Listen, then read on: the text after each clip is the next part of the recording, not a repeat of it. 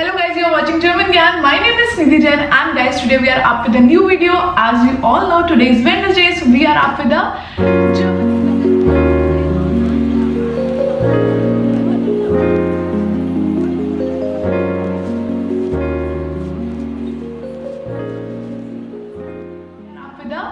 German news. Yes guys, you heard is correct. But today on Wednesday we also have Akshaya Tritiya. So happy Akshaya Tritiya to everyone. For Akshaya Tritiya, the separate video has already gone on German Gyan YouTube channel. How Akshaya Tritiya is celebrated in Germany. It is a detailed video in German with subtitles. It's gonna be super duper amazing for you all. Make sure to subscribe German Gyan, and if you are watching for the very first time, my name is Nidhi Jain and I am a CEO and the founder of German Gyan. German Gyan provides you online offline classes. We do provide teacher training program, exam preparation, brush up classes and whatnot. And the news topic is today is Indus Water Treaty. Yes guys, as you can heard everywhere about it. So I just want to let you know what exactly this term is meant. So yes, it's gonna be like you're gonna learn the keywords from German to English, how the important phrases, vocabulary, everything in this video related to this. Make sure to subscribe German Gyan and let's start the video because I'm very excited. Are you? Let's go. Der Indus-Wasser-Vertrag. Der Indus-Wasser-Vertrag ist eines der erfolgreichsten und dauerhaftesten internationalen Abkommen über die gemeinsame Nutzung von Wasser in der Welt. Der 1960 zwischen Indien und Pakistan unterzeichnete Vertrag hat mehrere Kriege und anhaltende politische Spannungen überstanden und ist ein seltenes Beispiel für Kooperation inmitten von Konflikten. Dieses Abkommen hat nicht nur die Wasserverteilung auf dem indischen Subkontinent geprägt, sondern diente auch als Modell für grenzüberschreitende Wasserabkommen auf der ganzen Welt. Hintergrund und Geschichte. Teilung Indiens 1947. Die Teilung von Britisch-Indien führte zur Schaffung zweier souveräner Nationen, Indien und Pakistan. Die Teilung führte jedoch auch zu Streitigkeiten über Ressourcen, darunter das Indus-Flusssystem, das von Indien nach Pakistan fließt. Interimsabkommen.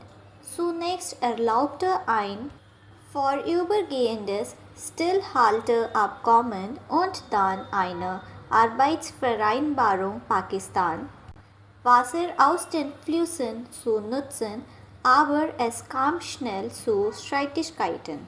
Die Rolle der Weltbank. Als die Weltbank, damals Internationale Bank für Wiederaufbau und Entwicklung, die wachsenden Spannungen erkannte, schaltete sie sich als Vermittler ein. Nach jahrelangen Verhandlungen wurde der Indus-Wasser-Vertrag am 19. September 1960 in Karachi unterzeichnet von Jawaharlal Nehru, Premierminister von Indien, Ayub Khan, Präsident von Pakistan, W.A.B. Elif, Vice President der Weltbank. Geografie des Indusbekens. Das Flusssystem des Indus besteht aus 6 großen Flüssen. Die Flüsse entspringen hauptsächlich im Himalaya und fließen durch Indien, Pakistan und teilweise China und Afghanistan. Die wichtigsten Bestimmungen des Vertrags. Wasseraufteilung. Indien erhielt die ausschließlichen Rechte an den östlichen Flüssen Ravi, Beas und Satluj. Pakistan erhielt Rechte an den westlichen Flüssen Indus, Jhelum und Chenab, wobei Indien diese in begrenztem Umfang für landwirtschaftliche und hydroelektrische Zwecke nutzen kann, ohne Wasser umzuteilen. Finanzhilfe für Pakistan.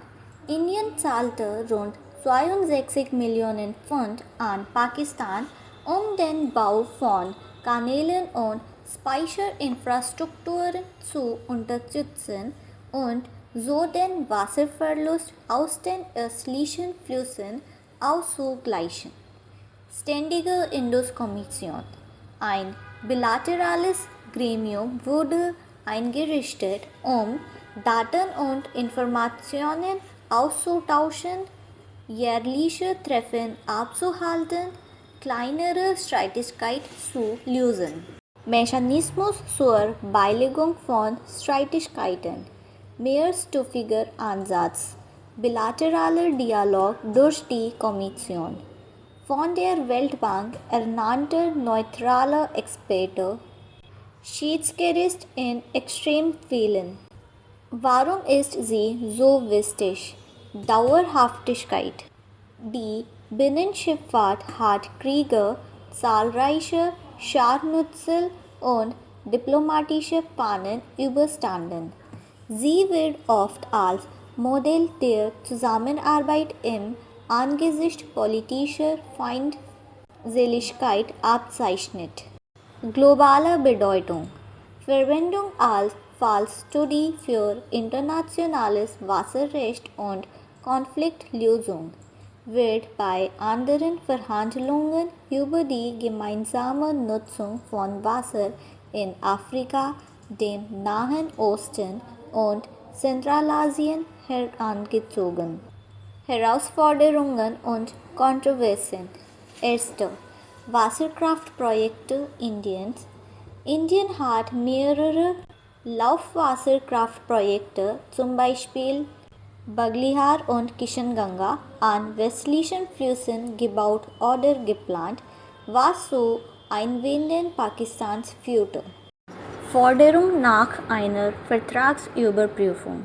In den letzten Jahren, insbesondere nach den Anschlägen in Uri und Pulwama, haben einige indische Politiker damit gedroht, den Vertrag aufzuheben oder zu überarbeiten und die Zusammenarbeit im Bereich Wasser mit Terrorismus und grenzüberschreitenden Spannungen in Verbindung gebracht. Es wurden jedoch keine formellen Schritte zur Aufhebung des Vertrags unternommen. Neueste Entwicklungen ab 2025. Indien beantragte eine Änderung des Streitbeilegungsverfahrens des Abkommens und begründete dies mit Verzögerung und Verfahrensmängeln bei den Schiedsmechanismen. Die Beteiligung der Weltbank. Die Weltbank brief erneut Gespräche auf Expertenebene ein und betonte die Notwendigkeit, die Verfahren zu modernisieren, ohne die Kernbedingungen des Vertrags zu ändern. Der Startpunkt Pakistans.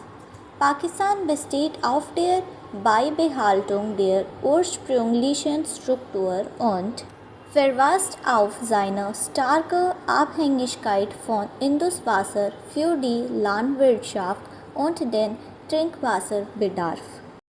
Auswirkungen auf die Umwelt und den Menschen. Pakistan ist für über 80% seiner Landwirtschaft vom Indus-System abhängig. Millionen von Menschen sind auf diese Flüsse für Trinkwasser, Bewässerung und Strom angewiesen. Die indischen Bundesstaaten Himachal Pradesh, Punjab, Jammu und Kashmir sowie Ladakh sind ebenfalls stark von den Flussläufen abhängig. Kann der Vertrag geändert oder widerrufen werden? Der Vertrag enthält keine Ausstiegsklausel, so dass ein einstiger Rückzug rechtlich kompliziert ist. Jegliche Änderungen müssen von beiden Ländern und möglicherweise der Weltbank vereinbart werden.